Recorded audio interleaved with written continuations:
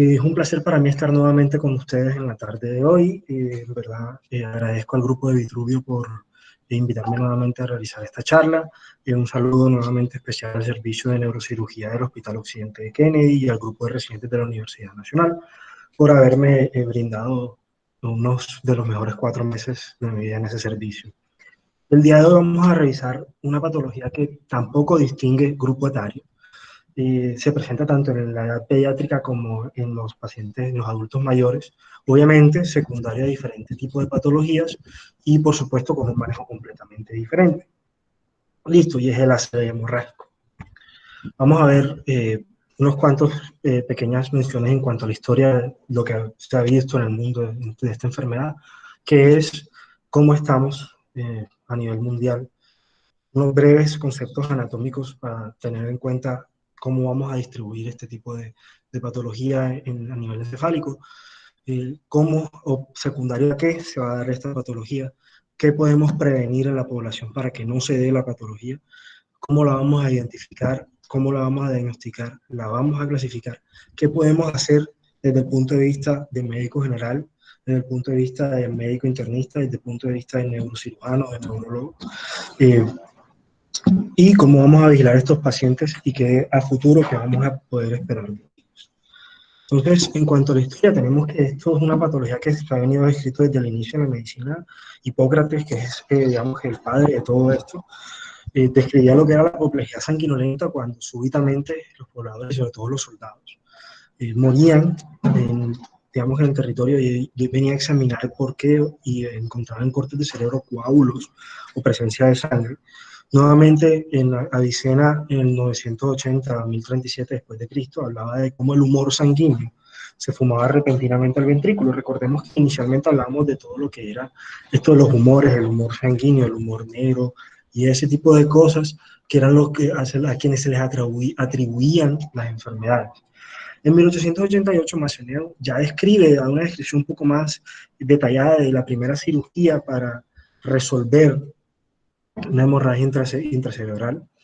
Nuevamente, el papá de la neurocirugía moderna en 1903 ya empezó a describir propiamente digamos que los descubrimientos que él hacía en cuanto a la presión intracraneal, el efecto de masa que tenía el coágulo a nivel encefálico. Ya posteriormente, en 1932, Bailey y Robinson hablaba de que una cirugía temprana a la que ellos digamos que iniciaban al paciente una cirugía temprana, no era tan efectiva como un diagnóstico y un manejo médico inicial conservador. Y ya en 1961, McKissock planteó el dilema actual entre si propiamente intervenirlos quirúrgicamente de manera temprana o atenernos solamente al manejo médico. Y es el gran dilema que se presenta hoy en día. Entonces, el ACV hemorrágico, o la hemorragia intracerebral espontánea, lo vamos a definir como una extravasación de sangre hacia el parénquima cerebral, resultado de la ruptura de una vasculatura intracerebral, ya sea parenquimatosa, en el cerebro propiamente dicho, o en tronco encefálico. Secundario a un evento desencadenante no traumático, y en algunas definiciones podemos encontrar, por ejemplo, en el libro de Yumas, de que hablan de que se tiene que descartar la patología tumoral como causante de esta extravasación sanguínea. Sin embargo, sabemos de que hay tumores que pueden iniciar su cuadro, debutar el cuadro como un ACV hemorrágico. Entonces, mundialmente tenemos de que se presenta en cada 10 a 30 por cada 100.000 habitantes año, que representa del 10 al 20% de todos los accidentes cerebrovasculares, teniendo por supuesto la predominancia del accidente cerebrovascular isquémico. Es mayor incidencia en países de bajo y mediano ingreso. El 90% de las muertes de las hemorragias asociadas a warfarina se dan por un ACV hemorrágico. Es decir, si yo tengo un paciente que está con anticoagulación a warfarina, póngase el ejemplo, por una fibrilación auricular con un trombo intracavitario, tiene el 1% de riesgo más que la población general de sufrir un ACV hemorrágico. Y que si empieza a sangrar secundario a al uso de la warfarina y muere, el 90% de la probabilidad es que haya sido secundario a un ácido hemorrágico. Sigue siendo la segunda causa de muerte en Latinoamérica para 2016 y en 2050 se esperaba que esta estadística se doble. Entonces tenemos que tener en cuenta que es un fenómeno que viene en ascenso. Tenemos una población a nivel mundial mucho más con tendencia a ser adultos mayores. Las personas ya no quieren tener tantos hijos. Los hábitos de vida, los hábitos alimenticios han venido, digamos que, haciendo mella. Vemos una mayor incidencia de pacientes hipertensos, pacientes diabéticos y demás, y todos estos van a ser factores para presentar cualquier tipo de evento cardiovascular, ya sea accidentes cerebrovasculares, infartos. Por ende, tenemos que tener en cuenta y saber desde ya que es una patología que vamos a ver mucho más en el futuro, que tenemos que tener claro qué vamos a hacer y cómo lo vamos a abordar. En cuanto a la anatomía, sabemos de que en la circulación arterial cerebral se va a dar por dos sistemas grandes, que son el sistema carotidio y el sistema vertebral, los cuales, a medida que se hacen parte, ya son intracraneales, van a unirse y van a formar lo que tenemos aquí, ¿cierto? Como el polígono de Willis, ¿ya? Que vamos a tener aquí, la cerebral media, cerebral anterior, comunicante anterior, cerebrales posteriores, la comunicante posterior, la basilar. La basilar va a ser resultado de la unión de ambas vertebrales, los cuales van a subir por los forámenes vertebrales, los forámenes transversos de las vértebras cervicales, iniciando desde 6.6, incluso más arriba o más abajo, y que luego en el dermis en el surco basilar del puente, van a dar origen a la arteria basilar. La circulación anterior va a ser propiamente del sistema carotidio. Las carótidas son arterias que del lado izquierdo, la carótida común es rama directa de la aorta, mientras que en el lado derecho es rama del tronco braquicefálico. Va a ascender de manera paralela y a nivel del bulbo carotidio, lo que va a dar origen a la carótida interna, la cual va a ascender sin dar ramas cervicales para ingresar por el foramen carotidio en la porción petrosa del temporal e iniciar su ramificación. Traigo a colación los senos venosos porque una de las patologías que digamos que es muy poco común, representa el 0,5% de los ACVs hemorrágicos, es la trombosis de senos venosos. Por supuesto, se da en pacientes que tienen algún factor predisponente para generar efectos trombóticos, que debuta como una sintomatología muy parecida a cualquier otro tipo de ACV. Sin embargo, lo que vamos a encontrar otro tipo de hallazgos radiológicos que por efectos prácticos de esta charla me voy a enfocar más en los eventos de tipo arterial, que son más comunes. Entonces, los ACVs hemorrágicos, por supuesto, van a tener una localización más frecuente de acuerdo a las arterias que se van a estar afectadas. También depende de la patología subyacente. Como vemos, factores de riesgo para los cuales voy a mencionar más adelante me van a dar a mí las localizaciones más frecuentes o las que yo puedo predecir dónde va a estar la hemorragia si ya sé de que estoy posiblemente de un paciente con un ictus, un ACV de cualquier origen, sea isquémico o hemorrágico. Entonces, vamos a tener que las localizaciones más frecuentes va a ser, iniciando, son las nucleobasales, más que todo el putamen. Luego vamos a llegarlas a las talámicas, posteriormente pontinas y cerebelosas, y luego ya mucho menos comunes son las lobares. Ahora, estas, tanto las nucleobasales como las talámicas, y en una menor medida las de fosa posterior, están asociadas más a eventos hipertensivos, mientras que las lobares están asociadas mucho más a otra patología que es la angiopatía amiloide cerebral, de la cual voy a hablar un poco más adelante.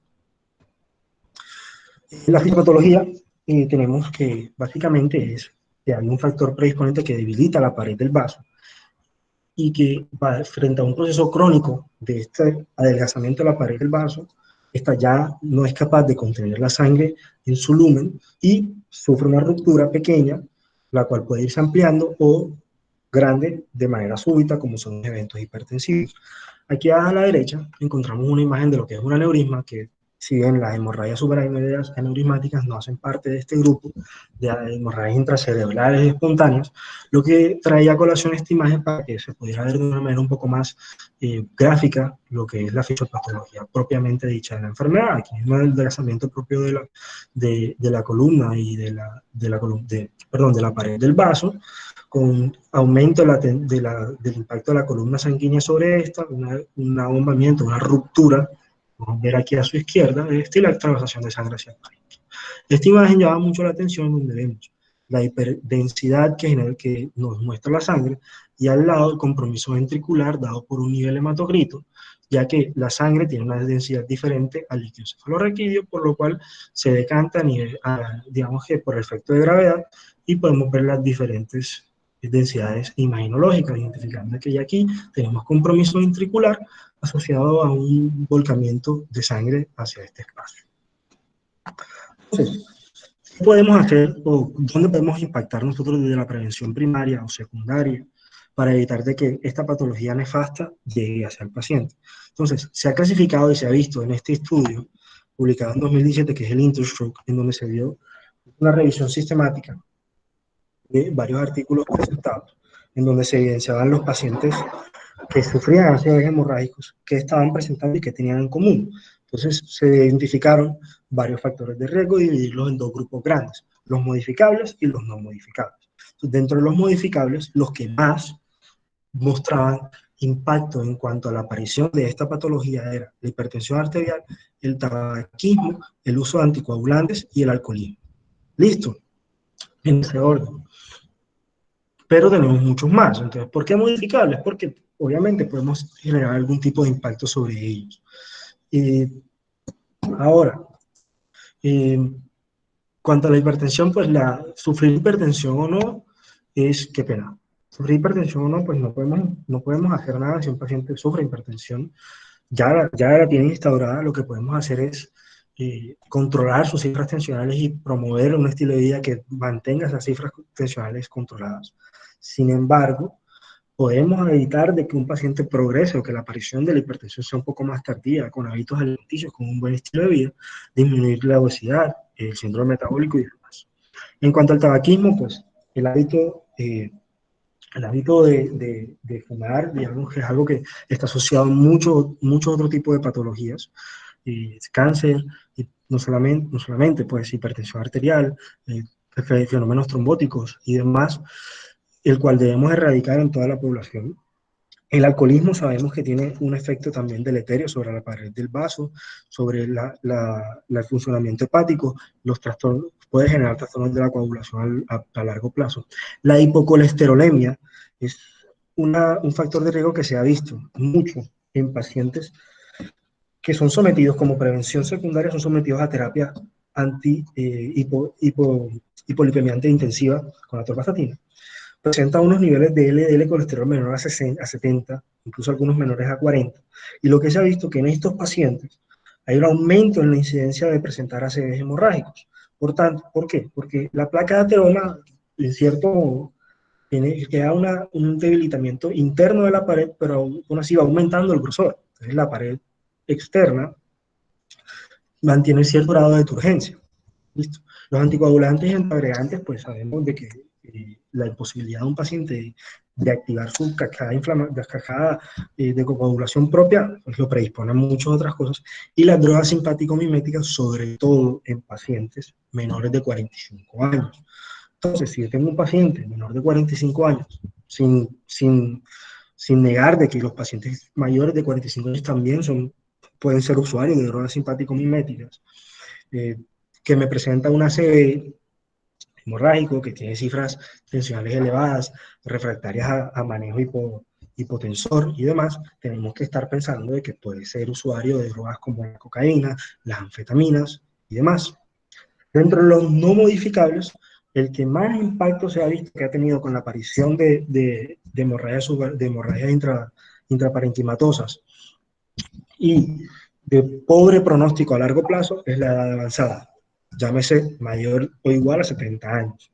Sexo masculino, porque tiene una mayor incidencia en hombres que en mujeres, los asiáticos, la angiopatía cerebral amiloide, los microinfartos cerebrales y la enfermedad renal crónica. Esta patología describe que hay un depósito de proteína beta amiloide en la íntima y en la muscular del vaso, generando un proceso de fibrinolisis, un adelgazamiento de la pared y una predisposición a la ruptura de esta.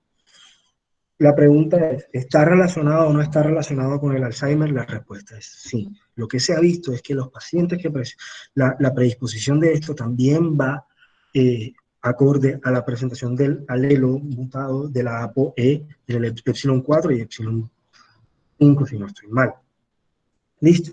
Entonces, cuando sospechemos esto en un paciente con una hemorragia intraparenquimatosa lobar, tenemos que preguntar si el paciente tiene un antecedente de demencia. ¿Por qué? Porque nos apuntaría de que la posible patología subyacente resultante en la extravasación de sangre es una angiopatía amiloide cerebral. ¿Cómo se confirma esto? Por medio de patología se lleva y se tiñe la pared del vaso con un rojo congo y se mira dentro de una luz especial y se confirma el diagnóstico. Los microinfartos cerebrales se da sobre todo en pacientes con hábito de tabaquismo e hipertensión arterial, y también se ha visto que en pacientes con enfermedad renal crónica, en donde la presencia de microinfartos crónicos, que podemos ver en una resonancia, ya más adelante voy a explicar cómo vamos a ver eso, lo que está mostrando es que hay un debilitamiento de la microvasculatura intraparenquimatosa, ¿sí? Debilitamiento y un proceso de fibrosis a nivel del parénquima cerebral, lo que predispone a que hay una ruptura de estos mismos vasos y posteriormente aparición pues, de esta patología. Y es un predictor también de mal pronóstico. Y la enfermedad renal crónica, como sabemos, hace parte de los factores de riesgo para muchas otras patologías. Listo, entonces, estamos enfrentando a un paciente. El paciente empieza a presentar síntomas. ¿Cuáles? Tenemos de que la mayoría de estos eventos se van a mostrar en el ámbito extrahospitalario y que la AJA ha acuñado mucho lo que es la escala de Cincinnati. ¿Qué es la escala de Cincinnati? No es más que la aparición de estos tres síntomas. Caída de la musculatura facial, si se puede decir, caída de un brazo, debilidad de un miembro, ya sea su inferior o superior, y dificultad para hablar, ya sea por la imposibilidad de esta o por disartria. ¿Qué hay que hacer? Si yo tengo dos de estos o más de los síntomas, tengo un 89%, una sensibilidad del 89% de estar presentando esta patología, sea isquémica o sea hemorrágica. No lo sé en el ámbito prehospitalario. Entonces, para efectos prácticos, la AJA recomienda acuñar esta mnemotecnia, que es la mnemotecnia FAST: face dropping, arm weakness, speech difficulty y time to call 911. ¿Por qué? Porque tiempo es cerebro. Si estamos frente a un ACV isquémico, pues sabemos que tenemos que correr para ver si el paciente es o no es candidato a una terapia trombolítica. Y si estamos frente a un ACV hemorrágico, tenemos que correr también porque tenemos que controlar ciertos factores que me van a predisponer a mí a que ese coágulo crezca o se quede como esté. Estos no son los únicos síntomas, por supuesto. Los síntomas van a estar dados también por la localización primaria del coágulo y el efecto que tenga este sobre la compresión de otras estructuras. Ejemplos: si tengo una hemorragia lobar en el hemisferio dominante, voy a tener alteraciones propias del lenguaje. Si la tengo un poco más profunda, sobre todo talámica, voy a tener inatención del lado contrario de la lesión. Puedo tener también, si está talámica, parálisis de la mirada vertical. Si ya son un poco más inferiores, es decir, infratentoriales, fosa posterior, me compromete el puente, voy a tener desconexión de la formación reticular y su conexión con la corteza, lo que me va a dar un deterioro súbito, incluso un estado comatoso temprano en el paciente, y son pacientes con muy mal pronóstico. Sin embargo, los síntomas característicos son cefalea, ya sea acompañado o no de náuseas, y estos tres que vemos aquí. Ahora, tenemos esta entidad, esta constelación de síntomas en un paciente. Bueno, me retrocedo un poquito. Recordemos, como he dicho previamente, que las hemorragias asociadas, más que todo, nucleobasales, talámicas y en menor medida la fosa posterior, son asociadas a fenómenos hipertensivos, que las lobares son asociadas más que todo a angiopatía amiloide cerebral. Las arterias que me van a comprometer, van a estar comprometidas en estos cuadros son, en cuanto a las nucleobasales, pues ya sabemos las lenticuloestriadas, derivadas de la circulación anterior, de la cerebral anterior y la cerebral media, talámicas las talamoperforantes derivadas de la circulación posterior, ya las pontinas y las cerebelosas, se ha visto sobre todo las cerebelosas ramas perforantes de la pica, la A, que es la cerebelosa superior, y de las pontinas de ramas pónticas de la directamente de la basilar. Listo. Ahora, teniendo esta constelación de síntomas, ¿cómo vamos a hacer el diagnóstico de esta patología? Tenemos mitad y mitad. Clínico, porque tenemos que saber si estamos frente a un evento cerebrovascular. El apellido lo vamos a poner ya después de la imagen. Sí, para nadie es un secreto de que los ACVs hemorrágicos son un tanto más ruidosos en cuanto a sus síntomas que los ACV isquémicos, que dentro de la fisiopatología del ACV isquémico encontramos también lo que es el accidente isquémico transitorio, pero sin embargo no podemos ignorar que tenemos que estar atentos a que si esto me puede estar representando un verdadero evento cerebrovascular o otra patología que puede simular, sobre todo si el compromiso es meramente facial. Entonces, porque hago énfasis en si el diagnóstico es 50-50. Un paréntesis pequeño, y es que mucha gente me está hablando de un código para entrar, no sé qué está pasando con respecto a eso. Bajo, si le están dando acceso a los demás. Sí, ya reviso. Listo, bueno. Julián, si quieres escribirles que vuelvan a intentarlo, que ya les dan el acceso. A veces presenta problemas, pero ya. Listo, Siga, gracias. Julián. Bueno, qué pena. Entonces, para clínicos, ¿qué vamos a pedir? Como es un abordaje integral del paciente y es un paciente críticamente enfermo, yo no puedo dejar nada por sentado. Entonces, hemogramas, para saber exactamente cómo están la función, más que todo plaquetaria de este paciente, si tiene algún antecedente de base, incluso una anemia, quizás una anemia crónica me puede estar a mí hablando de alguna patología trombótica en este paciente, ya sea un cáncer, una enfermedad renal crónica.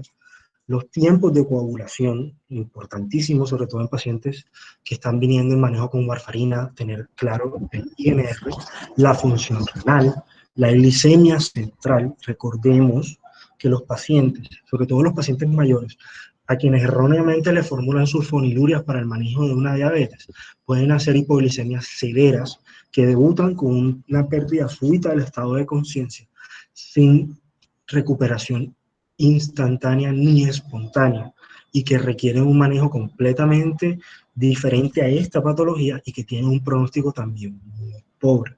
Los electrolitos, recordamos mucho el sodio, los trastornos del sodio, los trastornos del potasio, pensando de que los pacientes podemos estar dentro de una parada cardíaca súbita que debutó como una pérdida súbita del estado de conciencia.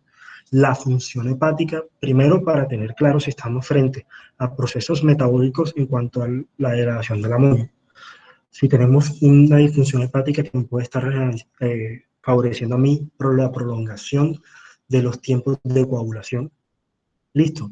El electrocardiograma, pues sabemos de que si estamos frente a una sede, ya sea isquémico o hemorrágico, tenemos que ver si el paciente tiene alguna patología cardíaca predisponente, incluso pensando si el paciente me puede estar dando cambios dinámicos en el electrocardiograma secundario a la descarga adrenérgica que va inherente a esta patología.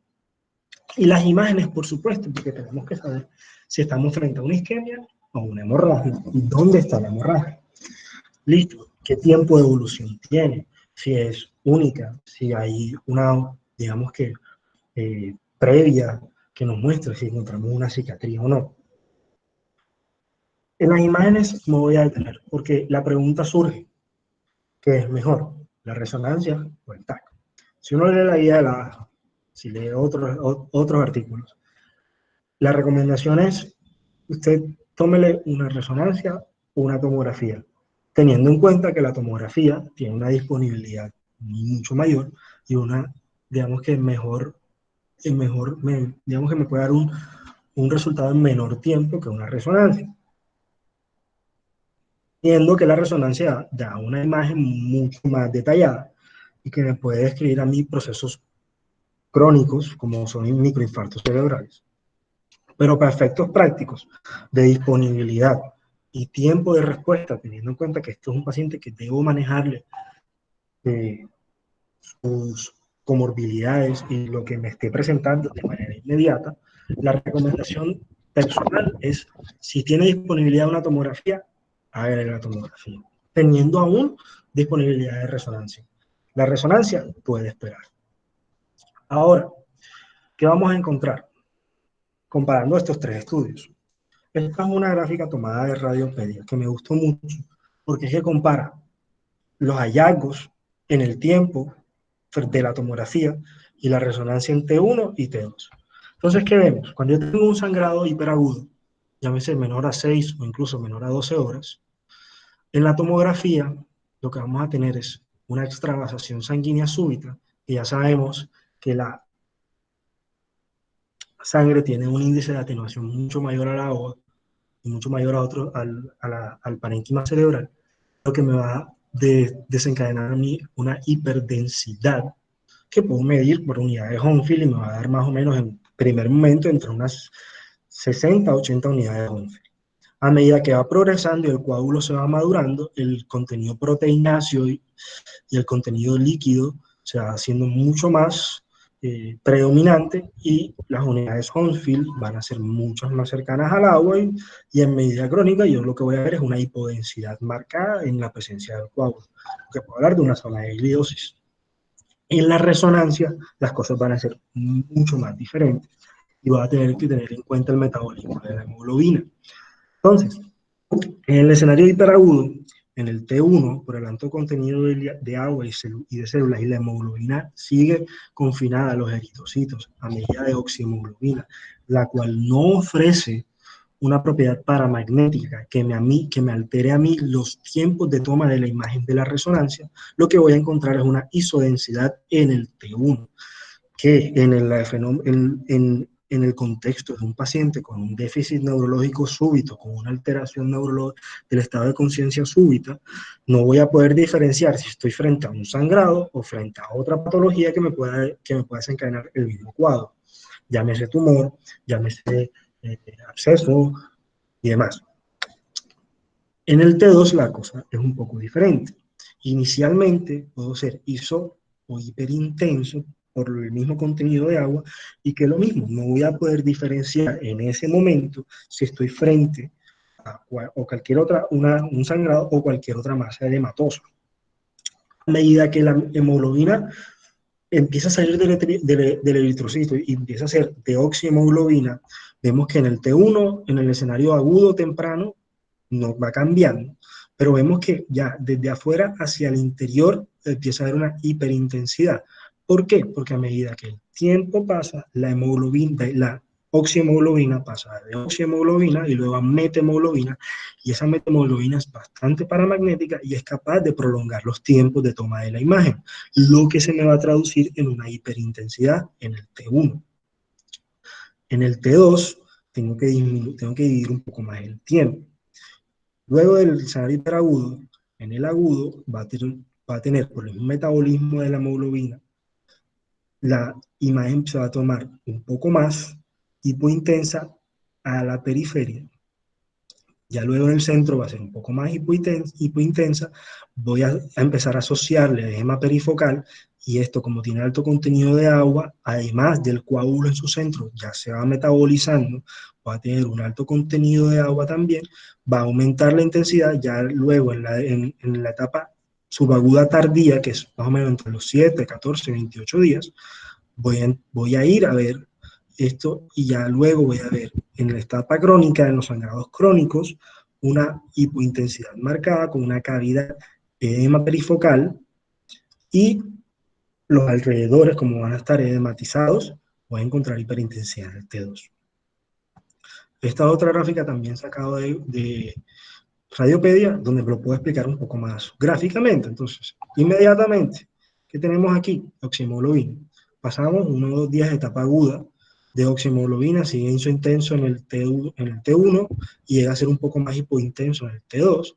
Luego, a medida que se va metabolizando, ya tengo intracelular la metahemoglobina, como dije, que es un poco más paramagnética, que es capaz de prolongarme más los tiempos de toma de imagen. En el T1 lo voy a hacer hiperintenso, sigo levemente hipointenso en el T2, y ya cuando la metahemoglobina es extracelular, ya estoy en el periodo subagudo tardío crónico, ya es hiperintenso en ambas tomas, y posteriormente con el contenido de líquido mayor dentro de esto y la hemosiderina y contenido proteínáceo, en el T2 perilesional voy a encontrar hiperintensidad, mientras que en el T1 voy a ser hipointenso. Listo. Esto es la muestra, esto es un T1 temprano, agudo.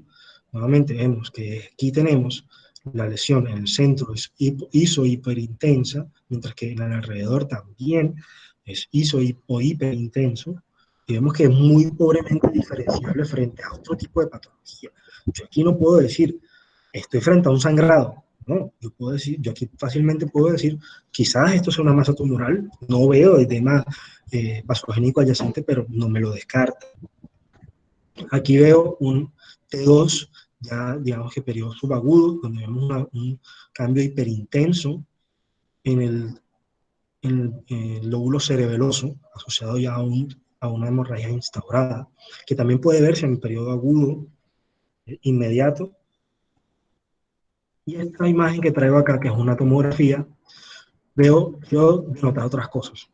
Sucede mucho que el paciente, en el contexto de una serie hemorrágico con pérdida súbita de la conciencia, pues tenga pérdida súbita del tono postural y pueda tener un trauma en cráneo.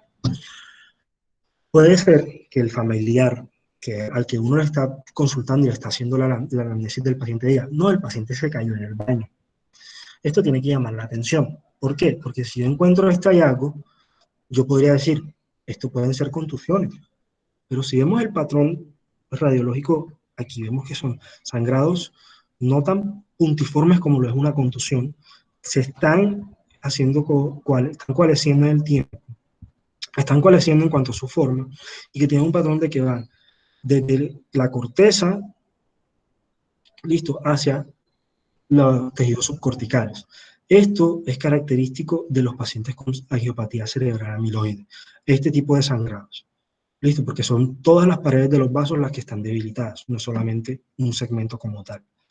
Y vemos también un edema marcado, un edema cerebral marcado, porque no podemos apreciar los surcos, probablemente citotóxico. Aquí, otro tipo de patología, posiblemente una de etiología hipertensiva, como vemos, que llama la atención acá. El sangrado mayor está aquí, pero también hay una extravasación de sangre al espacio subdural, como vemos acá. Listo. Y ya este sangrado, este coágulo subdural, está ejerciendo un efecto de masa en el cerebro. Vemos compromiso intraventricular aquí y una desviación marcada de la línea media. Este paciente probablemente no le vaya a ir bien. Entonces, listo. Tenemos al paciente, sabemos que es un ACV hemorrágico porque ya tenemos las imágenes, pero de todos modos hay que tener ciertos diagnósticos diferenciales, sobre todo en la atención inicial, cuando no tengo paraclínicos. Entonces, el ACV isquémico, pues sabemos que está dentro del mismo espectro de enfermedad. La parálisis de Bell, sobre todo cuando el único compromiso es facial, interrogar mucho el antecedente previo de infección respiratoria. La aura migrañosa, sabemos que los pacientes con migraña pueden tener aura con síntomas positivos y negativos, y dentro de los síntomas negativos pueden ser las hipoestesias, que el paciente puede decir de que no puede mover o que siente hormigueo. Tiene que despertar la atención de alguien, decir de que no, después de esto presentó dolor de cabeza, y que son síntomas que pasan, que se resuelven, mientras que cuando tengo una hemorragia instaurada, los síntomas son fijos. Los trastornos metabólicos, como dije previamente, y los tumores que sangran. ¿Qué tumores sangran? Los glioblastomas y los melanomas en mayor medida, estos últimos. Pueden debutar de esta manera, pueden sangrar y ser el debut, y puedo encontrar yo una lesión tumoral subyacente al sangrado, pero no sería una hemorragia intracerebral espontánea, sino que sería el tumor. Entonces tengo que abordarlo como manejo de la lesión tumoral. Listo, diagnosticamos al paciente, sabemos frente a qué estamos, le tomamos los paraclínicos, podemos tener una causa predisponente a la cual se atribuye el sangrado, ya sea trastorno de la coagulación y demás. ¿Cómo vamos a clasificarlo? Esta clasificación, que es el ICH, se acuñó hace mucho tiempo, en los cuales se veía que los pacientes que tenían este tipo de características, estos 5 factores demográficos, clínicos y paraclínicos, tenían un mejor o menor pronóstico y una mortalidad, estaban asociados a una mortalidad de 30 días a este porcentaje. ¿Qué tiene la clasificación ICH? Esta es la ICH revisada, que posteriores revisiones, más o menos en la década del 2010 y demás, qué pena, se revisó en que era más, la mortalidad estaba mucho más asociada no solamente a pacientes mayores de 80, sino también a mayores de 70 años. Entonces, el Glasgow de ingreso menor de 13 a 15 no puntea, y el peor puntaje obviamente es 3-4. El volumen del hematoma, si es mayor a 30 cc, el volumen, si es de origen infratentorial o no, si tiene compromiso intraventricular y la edad. ¿Qué es lo que sucede? Los hematomas con más de 30 cc están asociados a un mayor efecto de masa, a un mayor efecto compresivo sobre el parénquima y un peor pronóstico. Si son de origen infratentorial, sabemos que las estructuras infratentoriales son estructuras que son menos resistentes a cambios súbitos de presión, por lo cual son fácilmente desplazables frente a cualquier estructura que las invada. Es un principio físico, dos cuerpos no pueden ocupar el mismo espacio al mismo tiempo, y este es un espacio mucho más reducido. Entonces, cualquier masa, cualquier elemento ajeno a este va a desplazarlo fácilmente.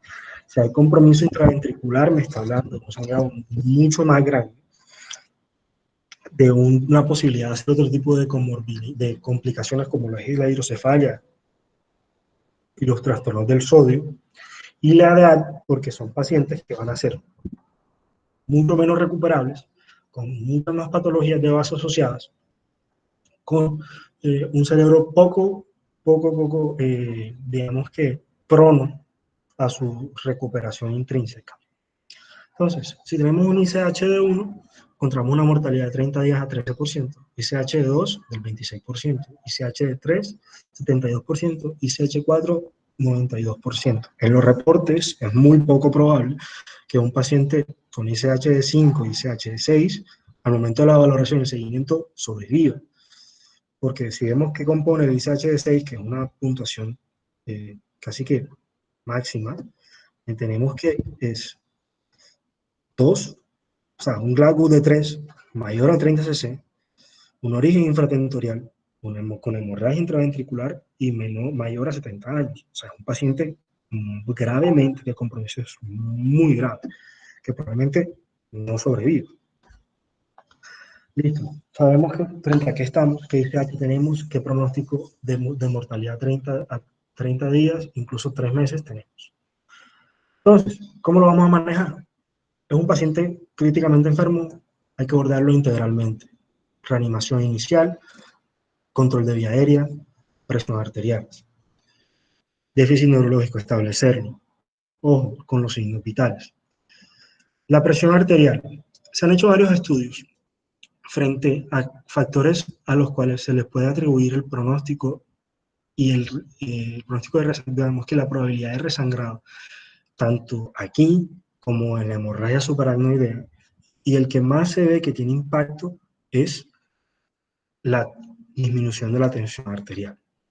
La guía de la AJA establece que si un paciente tiene una tensión arterial entre 150 y 220, yo la puedo reducir a menor de 150 de manera segura. Lo mismo que si tengo un paciente con una tensión arterial mayor a 220, yo la puedo llevar a menor de 150, 160 de manera segura. ¿Cómo? Los estudios están hechos con nicardipina y la betalol, pero en nuestro medio no tenemos disponibilidad de nicardipino intravenoso. Por ende, utilizamos el labetalol en bolos de 20 miligramos, que los podemos repetir cada 10 a 20 minutos con una dosis máxima de 80 miligramos, es decir, solamente podemos administrar 4 bolos. y que si no obtenemos los resultados que tenemos en cuanto al control de presión arterial, le podemos iniciar una infusión de la betalol iniciando a 0,5 miligramos minuto. La glucosa, vamos a mantener al paciente lo más euglicémico posible. Si el paciente viene con anticoagulantes, sea el que sea, nos vamos a suspender. Si el paciente viene con warfarina o con algún otro antagonista de la vitamina K, vemos cómo tiene el INR y el paciente se debe administrar vitamina K. La tromboprofilaxis mecánica y farmacológica. ¿A qué viene la pregunta? Son pacientes que van a estar con una movilidad disminuida, postrados a una cama en unidad de cuidados intensivos o intermedios, y que va a tener un alto riesgo de presentar fenómenos trombóticos, llámese trombosis venosa profunda o llámese embolia pulmonar. Si uno lee la guía de la AJA, establece que la tromboprofilaxis debe hacerse con compresiones neumáticas intermitentes. ¿Esto a qué? Hoy un estudio, que ya más adelante se los vamos a adelantar un poquito. Bueno, ahora se los muestro. Hay un estudio que se hizo un metaanálisis publicado en 2016, en donde se revisaron 4 artículos que establecían cuándo y con qué hacer la tromboprofilaxis. Unos establecían tromboprofilaxis farmacológica en las primeras 24 horas, otros en las siguientes 48, 72, a las 12 horas. Lo que se mostró, ¿qué fue? Los resultados que encontraron, ¿qué fue? Disminuía el riesgo de embolia pulmonar. Digamos que no tenía un impacto grande en cuanto al aumento del volumen del coágulo, pero la mortalidad no me la reducía. Entonces, estoy reduciendo el riesgo de embolia pulmonar, pero asociándolo a un riesgo de progresión del coágulo, sin reducir la mortalidad. Entonces, la recomendación es no utilizar tromboprofilaxis farmacológica de manera inicial en las primeras 24 a 48 horas. Posterior, pasado este tiempo, viendo si el paciente tiene normalización de los tiempos de coagulación, no tiene algún tipo de trastorno y no ha hecho un fenómeno trombótico, y no ha tenido progresión del coágulo intracerebral, puedo iniciar la tromboprofilaxis farmacológica. El ácido tranexámico. Hay un estudio sobre ácido tranexámico en hemorragias postraumáticas y hay otro que es el PINCH, que es el ácido tranexámico en hemorragia intracerebral espontánea. ¿Qué se vio? Se hizo una aleatorización de 2 grupos, pacientes que no se les daba ácido tranexámico y pacientes que se les daba un esquema de ácido tranexámico, que era inicialmente una dosis de 100 miligramos pasadas en 10 minutos, disueltas en 100 cc de solución salina, y luego otra dosis de 100 miligramos en 250 cc pasada en 8 horas. ¿Qué se vio? Que, digamos que disminuía el riesgo, que había una disminución de la progresión del coágulo, pero que los resultados no eran estadísticamente significativos y que no disminuía mortalidad. Por ende, la intervención iba a que el estudio concluía que los resultados no podían dar una recomendación clara frente al uso o el no uso del ácido tranexámico, que en lo personal preferiría no utilizarlo para disminuir el riesgo frente a cualquier interacción medicamentosa que pueda tener este fármaco y que disminuya el uso de medicamentos y la prevención cuaternaria, a los cuales yo no tengo evidencia. Dentro del estudio también se mostró de que no aumentaba el riesgo de eventos trombóticos asociados al uso de este medicamento. Entonces, para el manejo de la hipertensión arterial, tenemos los 2 estudios grandes, 4 estudios, pero los últimos 2 son el ATTACH-2 y el INTRACT-2, cada uno precedidos por 2 estudios del mismo nombre. En el ATTACH-2 tuvo que suspenderse, se suspendió, mientras que el INTRACT-2 se arrojó los resultados de que los pacientes a quienes en el grupo intensivo versus el grupo conservador se les hacía una disminución de la presión arterial dada en el grupo conservador como menor de 220 por mayor a 150, y en el grupo intensivo, incluso dándolas a menores de 140, no aumentaba mortalidad. No, digamos que disminuía la mortalidad, ni tampoco disminuía la mortalidad frente a otros eventos, pero sí tenía un impacto propio en la progresión del coágulo. Entonces la recomendación es de que no aumenta mortalidad, tiene impacto en la progresión del coágulo, entonces reducir la presión arterial de manera súbita a valores menores de 160, incluso 140, es seguro. Este es el estudio TEACH-2 que les estaba hablando del uso del ácido tranexámico, y esta es la revisión del metaanálisis del uso de la tromboprofilaxis mecánica versus farmacológica en los pacientes. Ahora, importante, manejo quirúrgico.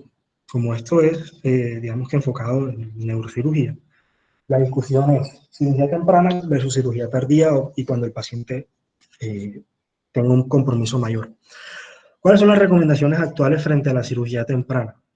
Que el coágulo en fosa anterior, porque fosa posterior es otra cosa, es caso aparte, en fosa anterior, que el coágulo esté a 1 centímetro o menos de la corteza, que sea de 30 cc o más, incluso hay unos que hablan de 25 cc o más, que hay una desviación de la línea media marcada o que hay hidrocefalia. Ahora, drenar o no drenar el coágulo, yo en lo personal en las revisiones que encontré, no encontré evidencia que hablara sobre drenar o no drenar el coágulo. De hecho, en este estudio, que es el STITCH-2, que tampoco está demostrado unos resultados estadísticamente significativos. Sobre todo una aleatorización de 601 pacientes donde se le hizo cirugía temprana, ya sea en las primeras 6 o en las primeras 12, versus a otros que se le hizo tratamiento conservador primero, y si requerían cirugía por deterioro del estado de conciencia, aumento del coágulo y demás, se llevaban a cirugía. Julián, Dime. ¿A qué tipo de cirugía se hace, estás haciendo referencia? ¿A descompresivo? Para allá voy. ¿A drenaje? Para allá voy, para allá voy. En este estudio, en el STITCH, hablaban, no diferenciaron en cuanto a cirugía. Si era solamente drenar, si era evacuación del coágulo intraventricular, si era simplemente descompresiva.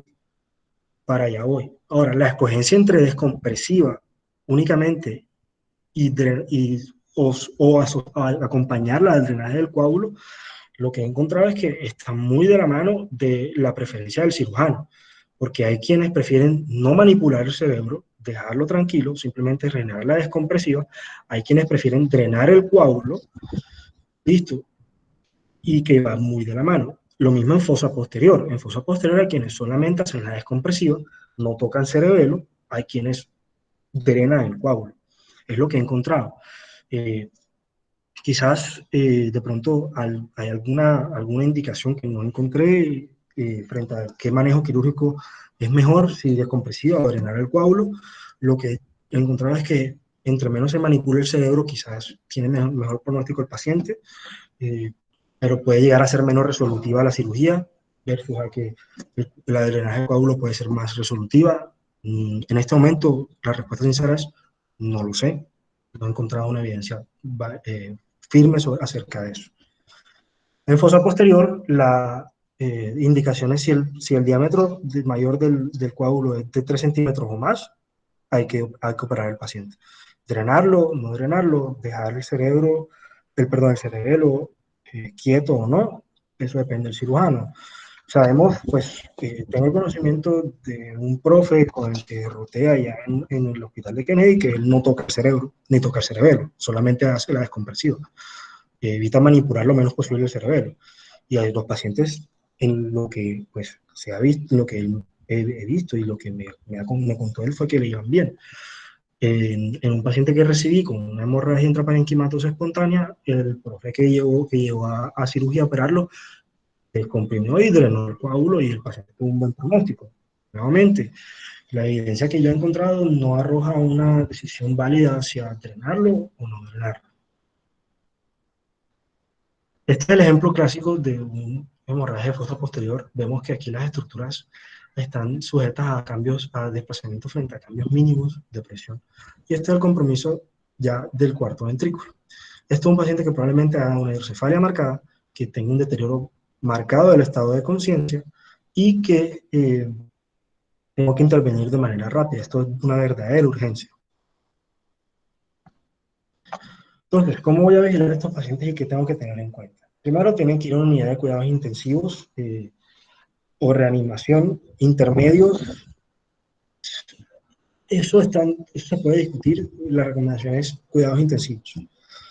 ¿Está controlado en 6 horas o si hay deterioro previo? antes del TAC control en 6 horas, uno busca y lee y encuentra que es imperativo también obtener un estudio vascular, un angiotac, para un fenómeno que voy a hablar un poco más adelante, que es el spot sign.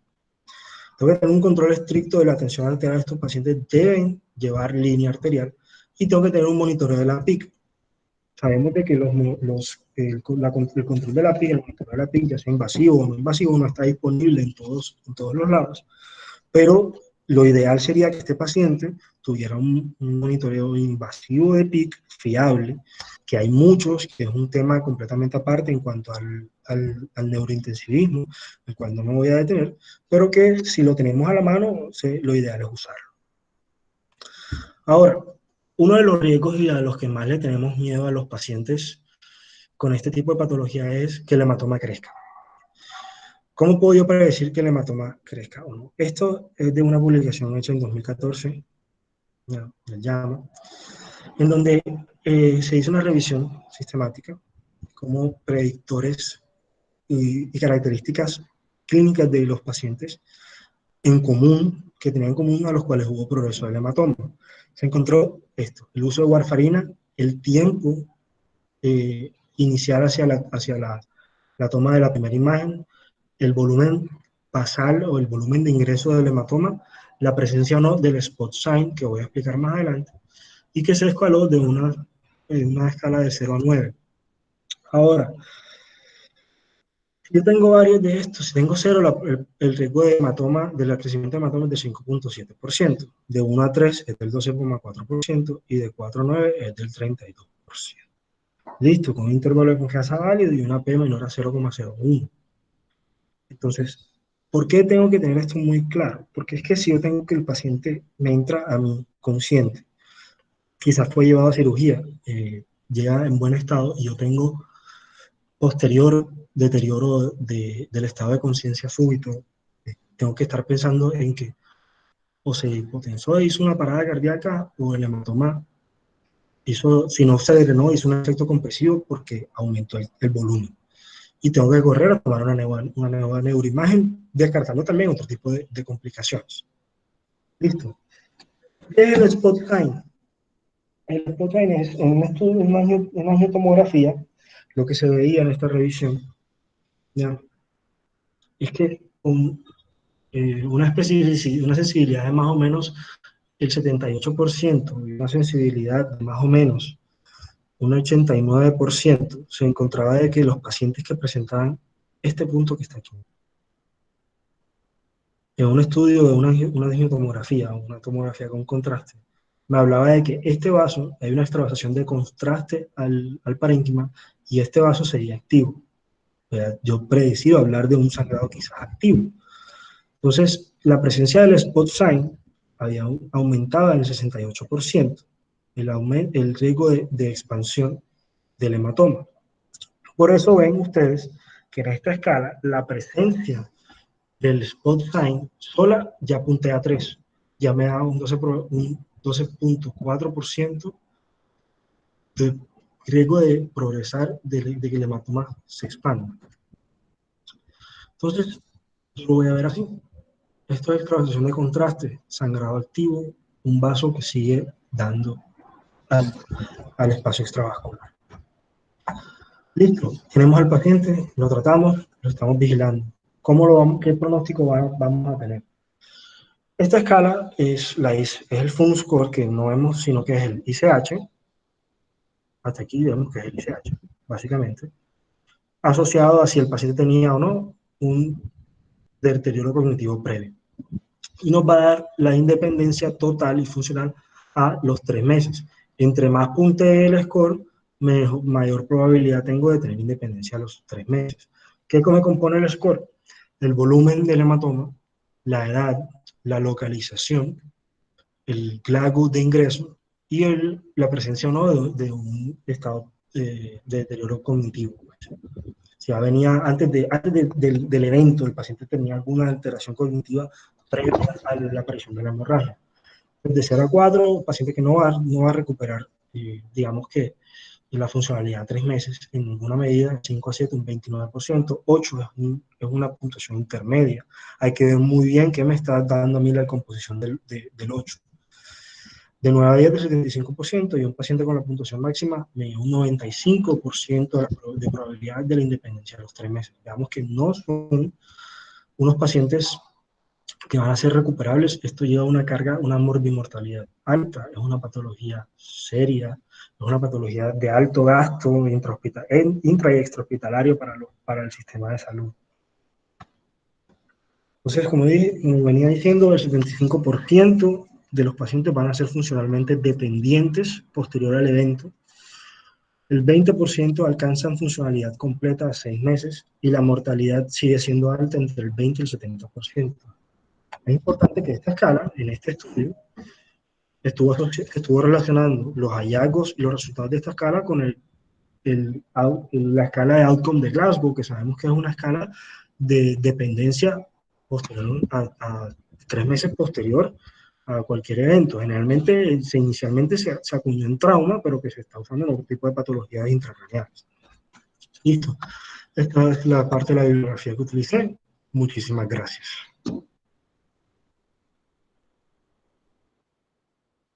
Bueno, doctor, muchas gracias. ¿Alguien tiene alguna pregunta? Yo quisiera dos cositas. Dale. Bueno, primero, muchas gracias otra vez atendiendo aquí la invitación. Chévere que esté colaborando. Eh, Quería hacer dos cositas, sobre todo por lo que sabemos que tenemos harto personal en formación. Pues todos estamos en formación, pero sabemos que hay estudiantes de medicina y de otras carreras, pues en la charla. Usted lo decía y es muy, muy importante tratar de aclarar eso en la historia clínica. ¿Qué fue primero, el huevo o la gallina? Entonces, ¿qué fue primero, la caída que tuvo en el baño o será que es que tuvo algún deterioro neurológico que le produjo la caída? Entonces, pues eso es importante tratar de aclararlo, ¿listo? No quedarse solo con que esto fue que se resbaló en el baño o pues de pronto que se tropezó por las escaleras. Sí, si no te Eso pasa acuerdas, mucho. si te acuerdas allá en el hospital, el paciente que se caía en el baño, eso era hemorragia suprainguinal segura. Sí, sí, exacto. Hay que tener eso muy en cuenta, que no todo es trauma. Por eso les digo, ¿qué fue primero, el huevo o la gallina? Y otra cosita que quería decirles es que, pues hablaste de que los glioblastomas y los tumores metastásicos de melanoma eh, sangran en el cerebro. Y no solamente eso, ¿no? No, recordar que también los tumores renales, colocarcinomas y Sí, tiroides claro. hacen parte también de los que pueden sangrar. Sé que está Pierre y sé que quiere hablar unos comentarios. Quería hacerle, ya que va a hablar Pierre, preguntarle dos cositas. Una, ¿ustedes cómo manejan lo del ácido tranexámico en su escuela? Y lo otro, ¿qué hacen ustedes? ¿Descompresiva o drenaje más descompresiva? Esas dos cositas como para Pierre, ya aprovechando que está acá. Muchas gracias, Julián. Listo.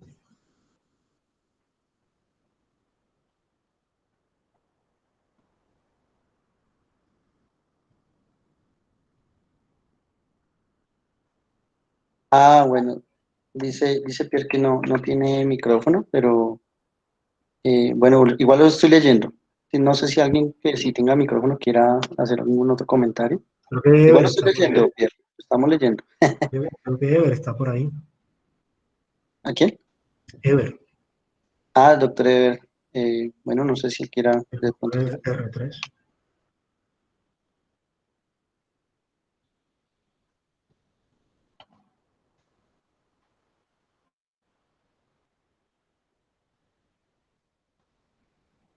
Julián, ahí tienes unas preguntas. Sí, estoy viendo, Me- estoy revisando. vale.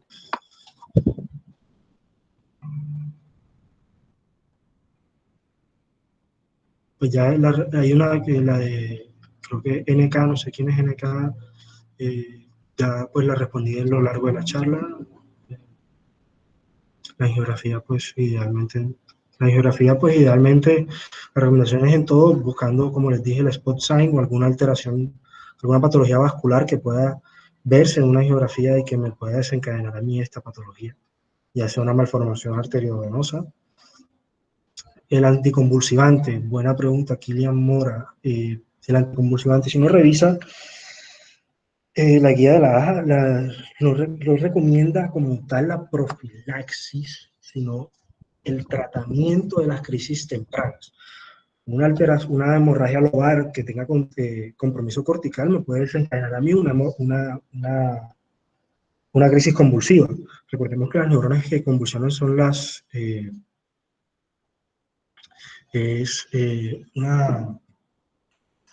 son las neuronas piramidales de la corteza. Entonces la recomendación no es frente a la profilaxis anticonvulsiva si no tengo compromiso cortical. Si lo tengo, evidentemente debo iniciarlo. Si el paciente presenta una crisis convulsiva, debo manejársela y dejarle la profilaxis para que no la pueda, para que no la siga presentando. Y si el paciente venía con el antecedente de epilepsia, pues su manejo de base, más conciliárselo.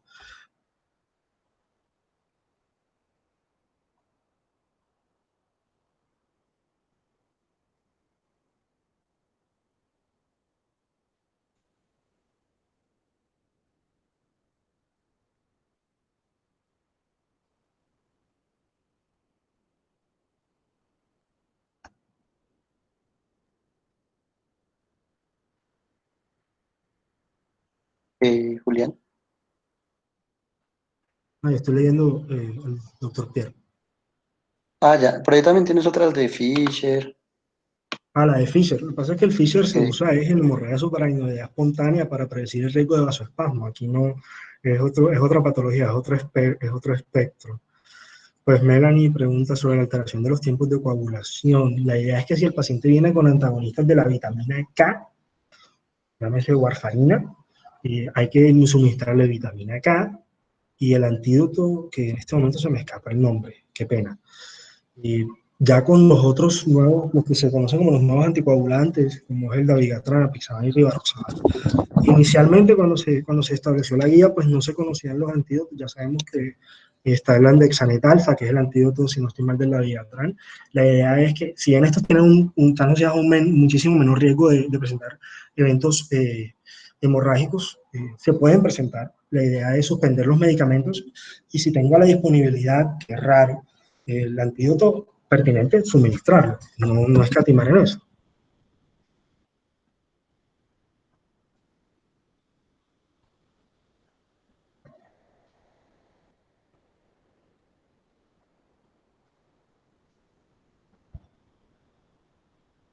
La orden, Melanie.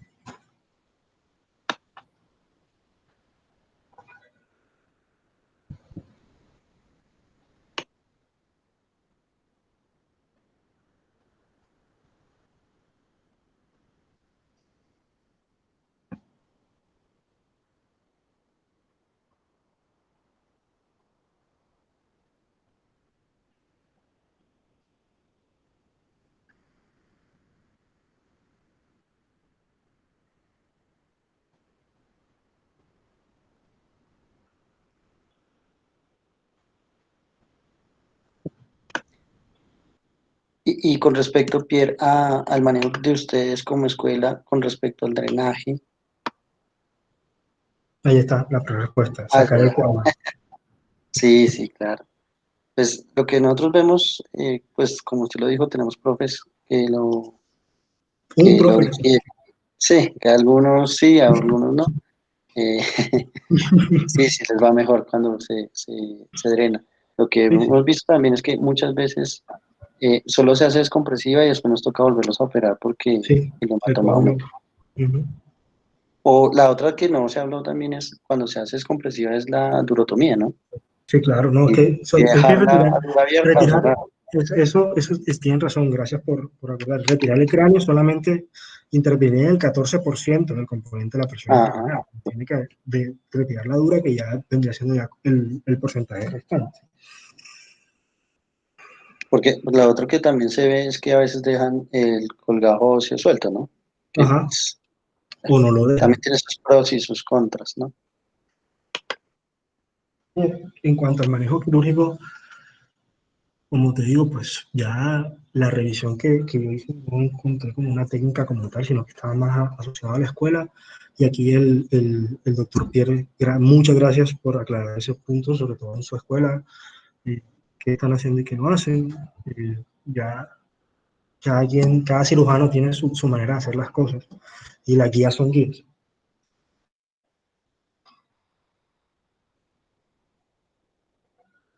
Gracias, doctor Pierre. Sí, sí. Bueno, Pierre, sí, muchísimas gracias. Chévere que tengamos también residentes de otras escuelas que nos estén acompañando. Recordar que esto comenzó pues como pues, solo estudiantil de pregrado y pues solo de gente como muy poquitos interesados.